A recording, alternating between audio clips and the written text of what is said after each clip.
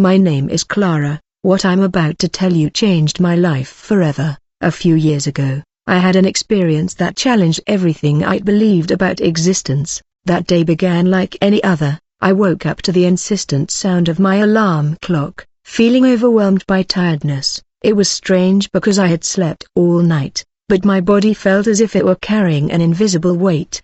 I ignored the feeling. Perhaps it was just accumulated stress. I followed my routine as usual. I showered, put on the first clothes I found, and made myself a strong coffee. That morning the sky was cloudy, and there was an unsettling silence in the air, as if something were about to happen. But, of course, I didn't think about that at the time. I grabbed my bag and got to work. The day dragged on as if time were playing tricks on me. Every meeting, every task, everything seemed to take longer than usual, and that feeling of heaviness, on the contrary, worsened. It was like there was something inside me trying to get my attention, a subtle but constant unease. When the day finally ended, I felt relieved. I just wanted to go home. I grabbed my car keys, threw my bag on the passenger seat, and continued on my way, eager to get there soon. That's when something strange happened. I was driving down the city's main avenue when I felt a sharp, stabbing pain in my chest. It wasn't just an inconvenience, it was real pain, strong enough to take my breath away for a moment. My vision blurred, my heart raced uncontrollably. I blinked several times, trying to clear my eyes, trying to keep my focus on the road. What was happening to me? My body began to tingle as if it were disconnected from my mind. I tried to take deep breaths and concentrate on the steering wheel, but everything was slipping out of my control. And then came the moment that changed everything. My car went off the road. I heard the sound of tires scraping against the asphalt, the sound of metal hitting something. The impact was loud, but it lasted less than a second. Then everything went dark. The first thing I noticed was the silence. There was no pain, no fear, just an absolute emptiness. I knew something had happened, but I couldn't quite grasp what. I no longer felt my body. Slowly, I realized something was different. The sound began to return, but not normally. It felt distant, as if I were listening to everything through an invisible wall. I heard voices, movement, shouts, and then, as if a veil had been lifted from my eyes, I saw the dented car, the shattered glass, flashing lights. The ambulance was already there. I saw my own body lying on the ground while the paramedics worked quickly around me. That image should have frightened me, but it wasn't terrifying because I wasn't inside. I was up above, floating gently, watching everything from the outside, and it was at that moment that I realized I had left my body. There was something strangely silent about that moment. It wasn't just any silence, the kind we feel when we turn off the television or when the city sleeps. I was in absolute silence, as if I were in a place where sound simply didn't exist. But I saw everything. My car was destroyed. The shards of glass scattered across the asphalt reflected the lights of the ambulances and police cars that had arrived. There were people around. Some were simply watching from afar, others murmured with concern, and in the middle of it all, I was alone for a second, but I clearly saw a detail I had never noticed before. The lines on my skin formed a perfect meter. I didn't have time to process this because at that moment a light appeared in the distance and I knew without a doubt that this was where I was supposed to go. I didn't know where I was going, but I knew there was no need to be afraid. The light in front of me shone with an intensity that didn't hurt my eyes, but enveloped everything around it, in a soft, welcoming warmth. It was a silent invitation, a promise of something far greater than I could comprehend, and I went without resistance. Without hesitation, the light called to me, and every part of my being longed to follow. I didn't walk in the physical sense of the word. My body, or whatever I was at that moment, simply floated toward that radiance. With every meter I gained, something within me shifted. The weight of my old life was left behind. Fears, worries, doubts, regrets, everything vanished like dust carried by the wind. It was then that I noticed something strange. The light wasn't just a distant glow, it was alive. As I drew closer, I felt its presence around me. It wasn't a cold, impersonal light, it knew me, It seemed to embrace me as if it were a consciousness that knew exactly who I was. It was then that I heard it. It wasn't a normal sound, but a voice within my soul was both sweet and firm, and it said only one thing: welcome. It was then that I understood. I was coming home. Tears, or something that looked like tears, streamed down my face, but they weren't tears of sadness.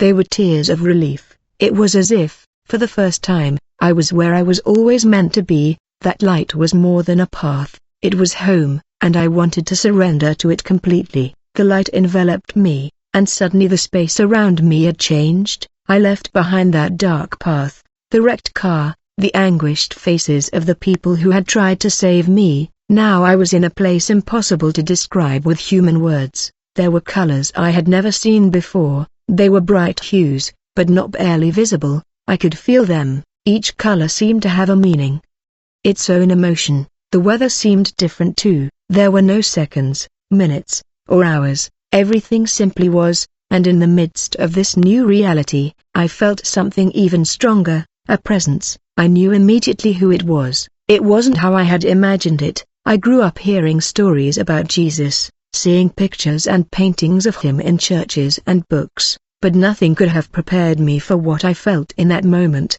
He didn't need to speak for me to know he was there. I simply knew.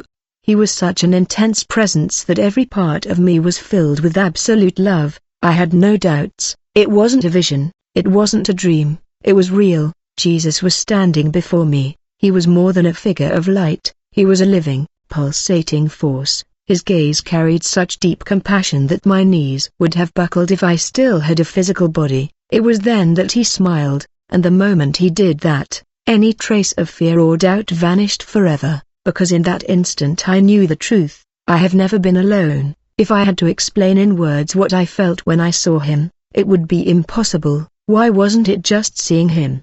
It was feeling him in every part of my soul. Before me, Jesus was there. He wasn't just a figure of light. He was light itself, not a blinding light, but a light that healed, calmed, filled every void within me. Your eyes, I had never seen eyes like those.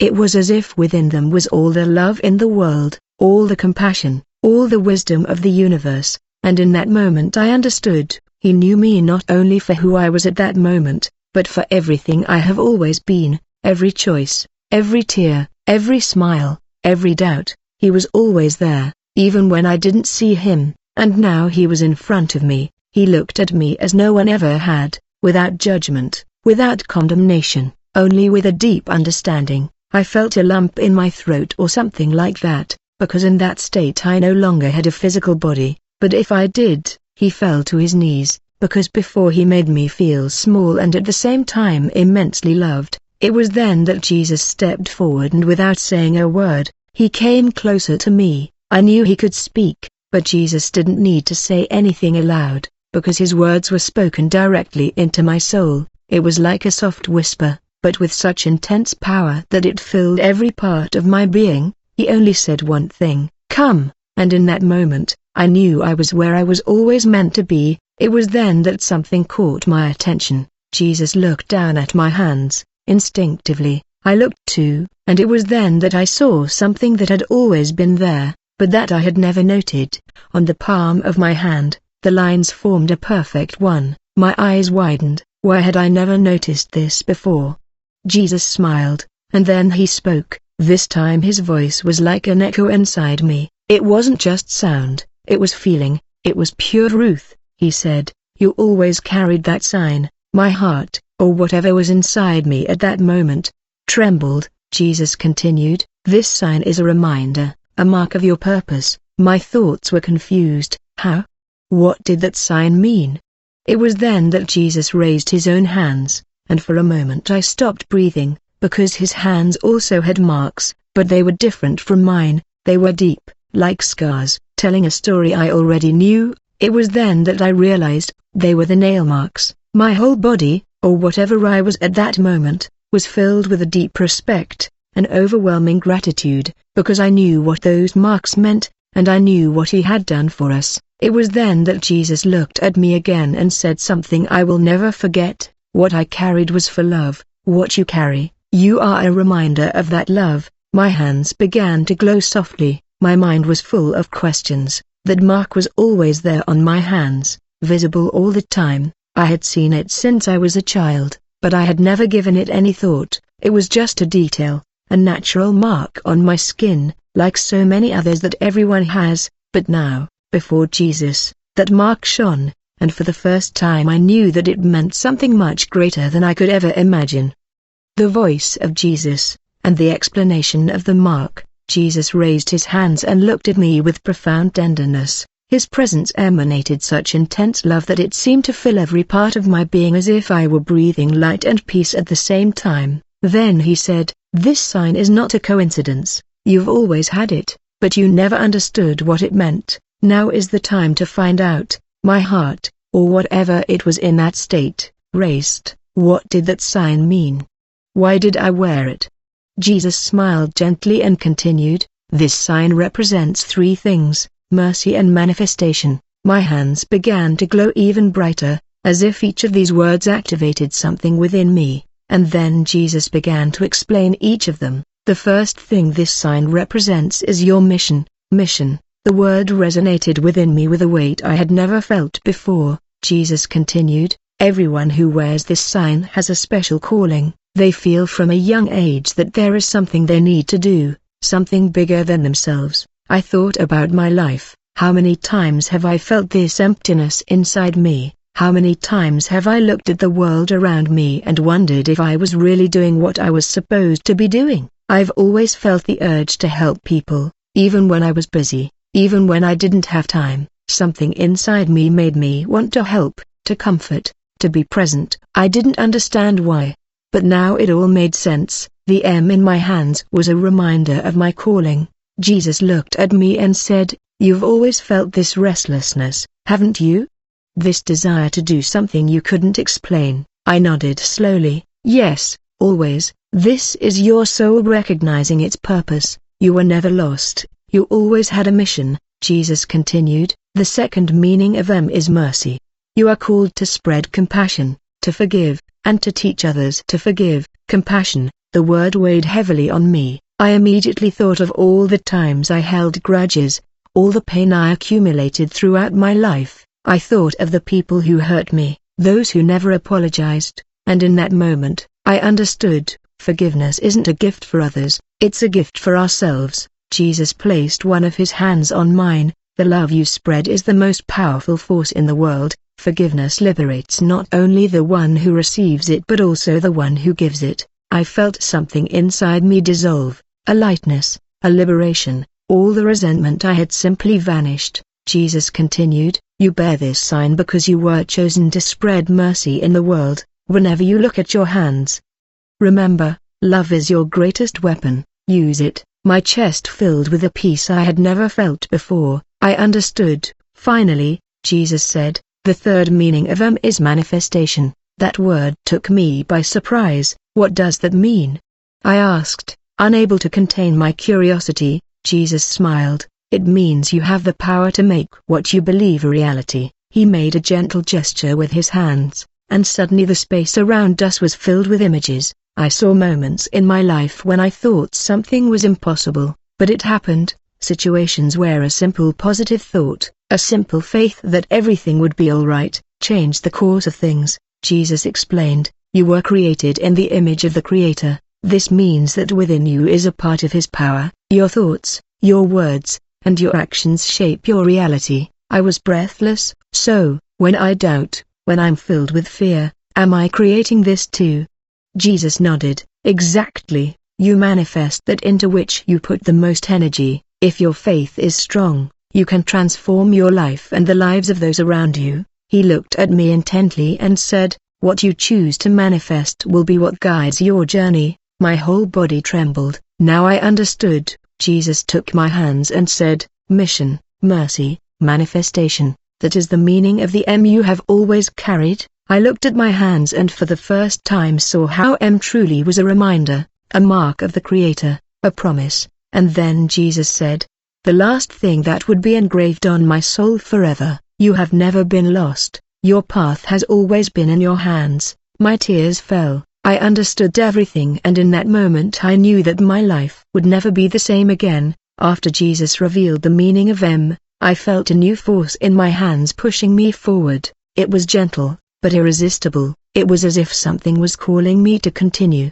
Jesus said nothing. He simply smiled tenderly and gestured with his hand, indicating that I should keep going, and then the landscape around me began to change. The light that once enveloped me expanded, and suddenly I realized I was inside a tunnel, but this tunnel was no ordinary one. It was made of light and colors that vibrated softly, as if the very space surrounding me were alive, and it was at that moment that I began to see my life unfolding before me. At first, the images were soft. I saw my birth, my mother holding me for the first time, her face tired, but full of love. I saw my childhood, the innocent sparkle in my eyes, the sound of my laughter as I ran barefoot around the yard. Each scene seemed more real than a memory. I didn't just see, I felt everything again: the joy of playing, the excitement of the first day of school, the warmth of my grandmother's hugs. It was all alive.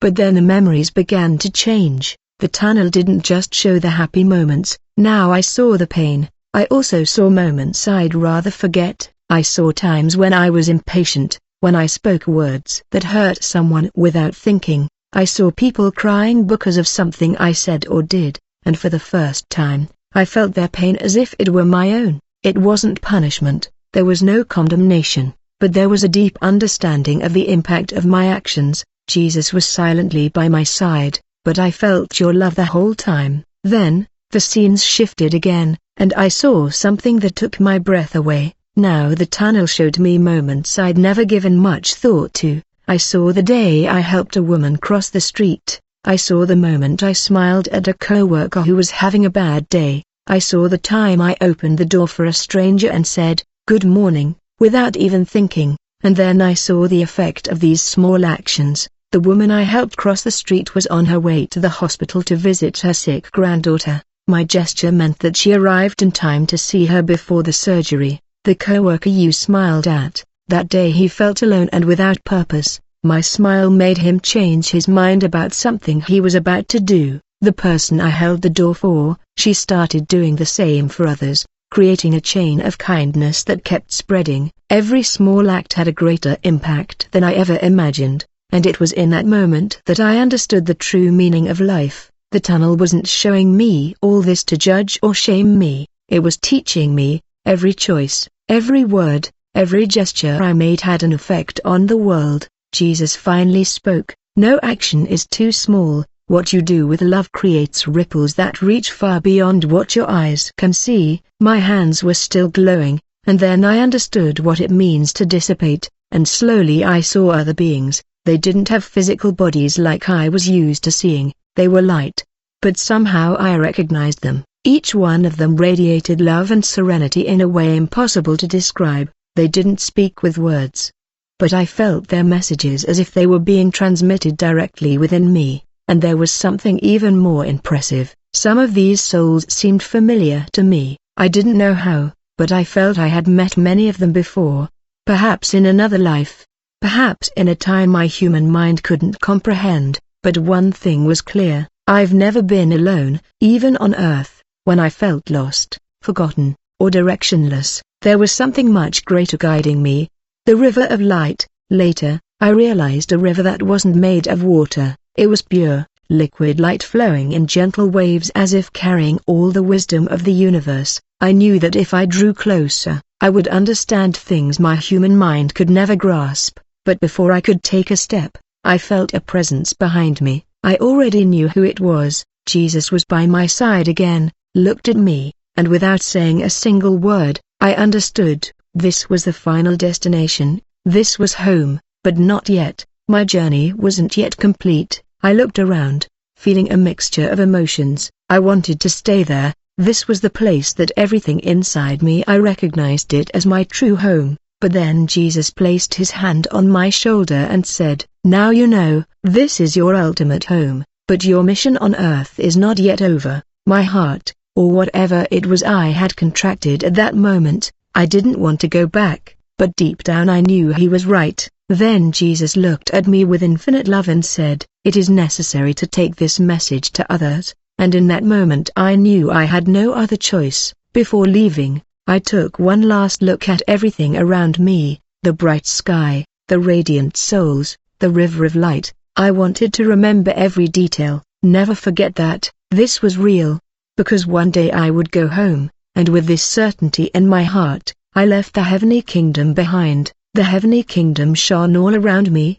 The peace was absolute. I had never felt so complete, so fulfilled, so at home. But now I needed to make a decision. I knew what that meant. If I went on, I would stay there forever, but if I were to return, I would have to return to the life I left behind, and that decision was about to be made. Jesus was beside me, serene, but I knew he understood the battle raging inside me. I didn't want to leave. How could I leave this place? Here there was no pain, no fear, no doubt, only love, and for the first time, I felt a pang in my heart, because I knew that if I returned, I would be going back to a world where all of this wasn't constant. Jesus, seeing my hesitation, placed his hand on my shoulder and said softly, "Clara, your time isn't over yet." I nodded slowly, holding back the tears that somehow still lingered inside me. "But I want to stay," I whispered. Jesus looked at me with infinite compassion and said, "And you will be someday, but right now you have something to accomplish." My heart sank. I knew he was right. There was something I needed to do, something I hadn't yet completed. Then Jesus pointed to my hands, and when I looked, I saw that the M was still shining there. It was at that moment that I understood. This sign was a reminder that my mission wasn't over, and in that instant, I knew I couldn't ignore it. Jesus took my hands and said, "What you saw here will not be forgotten, the love you felt will not fade, and one day, when the time is right, you will return home." His eyes shone with absolute certainty. But now it is necessary to return and share that message. His words pierced deep into my soul, and I knew I needed to trust, because as much as I wanted to stay, my purpose was still on earth. So I closed my eyes and whispered, "I do," and at that very moment, the heavenly realm began to fade away. It was unlike anything I had ever experienced. The sensation wasn't like walking backward or simply waking from a dream. It was like being pulled rapidly downward, as if an invisible force were taking me back to where I was meant to be. The celestial realm vanished in a burst of golden light, and suddenly, my chest burned, my lungs felt like they were on fire. My skin tingled, there were sounds everywhere, voices, machines beeping, someone calling my name, and then my eyes opened, air rushed into my lungs like a storm. I coughed, I choked, I felt the pain throbbing throughout my entire body. The hospital light was too bright.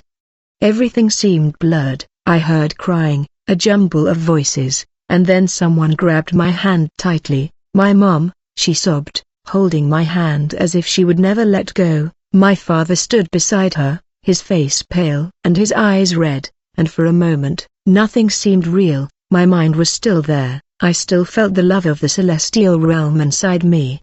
But now I was back, I was alive, and I knew exactly why. The first thing I noticed after the shock of returning was how everything seemed strange. I was alive, I was back, but I wasn't the same person anymore. My mind was still filled with memories of the heavenly kingdom. I still felt the presence of Jesus within me.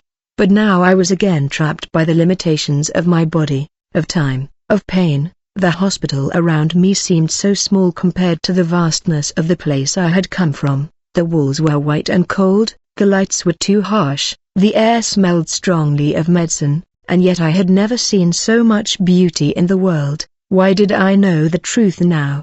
I knew this world wasn't the end. I knew everything had a purpose, and I knew every second was precious. My mother was still holding my hand, weeping softly. When I looked at her, I saw something I had never noticed before. Us, your heart, not literally, but I felt her love in a different way. I knew before that my mother loved me, but now I felt this love as a living force. I saw every sacrifice she made for me, reflected in those tears. My father, beside her, held my other arm tightly. He didn't cry, but his eyes were filled with suppressed emotion. I never realized how hard he fought to keep our family strong. Now everything was clear, every little gesture, every glance, every touch, nothing escaped my notice anymore. My sister came running to them. Her expression was a mixture of surprise and relief. She wanted to say something, she wanted to tell them everything she saw, but for some reason, the words wouldn't come. Why? How could she explain something so immense? During the following days, as I recovered, I realized that it wasn't easy to go back to normal life. I saw the world differently, the colors seemed more vibrant. The sound of rain moved me, a stranger's smile in the hospital corridor seemed to hold profound meaning, but at the same time, I missed the other side. The love I felt in the heavenly realm was so intense that compared to it, the earth seemed empty. It was like being in two worlds at the same time, and everyone was willing to listen. Some looked at me curiously, trying to understand, others smiled politely, but I saw the doubt in your eyes, and some simply walked away as if my experience was something too uncomfortable to accept, and that hurt. I wanted everyone to feel what I felt. I wanted everyone to know that life has a purpose, that God's love is real, that we are never alone, but it wasn't that simple. Many people were trapped by their own pain, their own beliefs, their own fears, and I couldn't force them to believe. That's when I remembered Jesus' words, "It's not up to you to convince, just share." And in that moment, I understood, my mission wasn't about imposing the truth on anyone, it was only with sharing, and those who were willing to listen would hear the first transformation. Shortly after, something unexpected happened. A friend of mine who had recently lost her father came to visit me. She was devastated and carried a silent pain that no one could ease. I listened to her for hours without interrupting, and then, in a moment of courage, I took her hand and asked, "Do you believe there's something after this life?" She hesitated, and then, in a low voice, whispered, "I want to believe." That's when I told my story without trying to convince her. I don't try to explain every detail, just recount what I experienced. When I finished, she was crying, but this time it wasn't a cry of pain, it was a cry of hope, and at that moment, I knew my mission had begun. From that day on, I began to speak out more. Whenever someone showed doubt, fear, or despair, I shared my experience. People didn't always believe immediately. There weren't always emotional reactions, but somehow I saw something change within them, even if it was just a spark, even if it was just a little relief in their eyes. The truth is, no one comes away the same after hearing something like that, and I knew that if just one person found hope in my story, then it would have been worth it. The inner transformation came from sharing my story. It didn't just change others, it changed me too. Every time I spoke, I felt the heavenly kingdom closer. Every time I touched someone with my words, I felt Jesus within me, and little by little, I realized that this was my mission, to spread hope, to show that God's love is real, to remind people that we are never alone, and above all, to remind myself that I came back for a reason, because my story wasn't just mine, it was for the world. At first, sharing my experience felt intense and too personal. I still felt vulnerable, afraid of being judged, that people would think I was making it up, or that my mind had created an illusion because of the accident. But over time, I realized something powerful. Even those who didn't fully believe were touched. Even the skeptics fell silent when I spoke, and especially those who were suffering found hope, and that hope was greater than my fear. That's when I realized I needed to go further. I started slowly. First, I wrote down my experience in a small notebook, noting every detail so I wouldn't forget anything. Then I began attending spiritual meetings, gatherings where people shared experiences of faith and overcoming adversity. At first, I just listened, but one day, during one of these meetings, one of the speakers talked about the importance of witnessing and then asked, "Does anyone here have something to share?" My heart raced, my fingers tightened around the notebook I was carrying. This was my chance, and even though I was afraid, I raised my hand. I stood up slowly and walked to the front of the room. There were about 30 people there, all watching me intently. My throat was dry, my hands were sweating, but as soon as I started to speak, the fear disappeared, because as I told my story, I felt Jesus' presence with me. I saw in people's eyes that they felt it too. Some wept softly, others were completely still, hanging on every word, and when I finished, there was silence for a few seconds until someone in the audience whispered, "That was real," and at that moment I knew I was on the right path. After that day, doors began to open. I was invited to speak at other meetings. People started approaching me, wanting to hear my experience in person, and one day someone suggested, "You should share this story with the world." At first, I hesitated, but then I looked at my hands, at the meter. It was still there, just as it always was. I had been there, and Jesus' words resonated in my mind. It's necessary to take this message to others. That's when I made the decision. I would write my story. I would tell it to anyone who was willing to listen.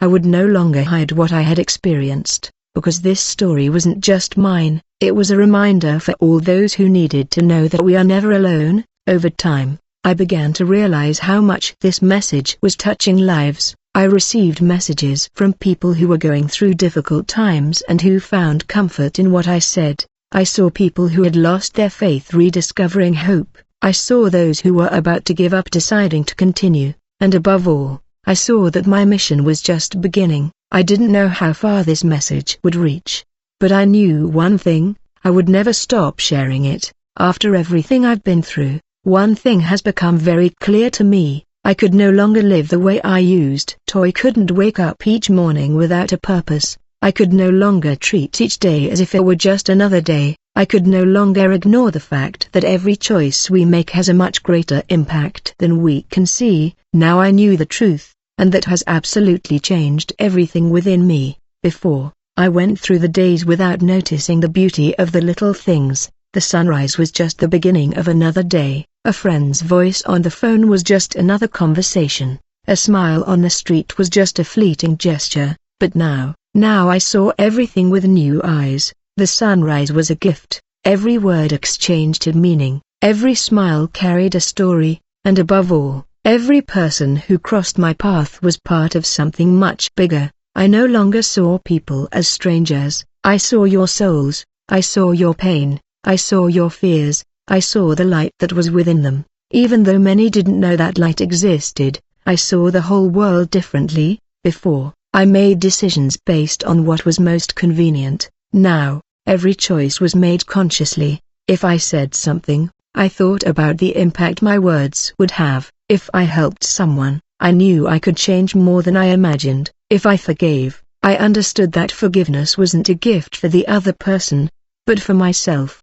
Because now I knew the truth and wanted to live up to it. For a while, this new perspective on the world was overwhelming, because I saw how many people were trapped in pain, doubt, and loneliness, and that broke my heart. But then I remembered what Jesus told me: you can't change everyone, but you can share the truth, and that's what I did. I began to become a presence of light wherever I went, not because I was better than others, not because I thought I was more enlightened, but because I knew this was my mission and I couldn't fail him. Over time, the people around me began to notice the difference in me. You're calmer, it seems like nothing affects you anymore. There's something about you, something different. I smiled. Yes, I was different because now I knew what truly mattered.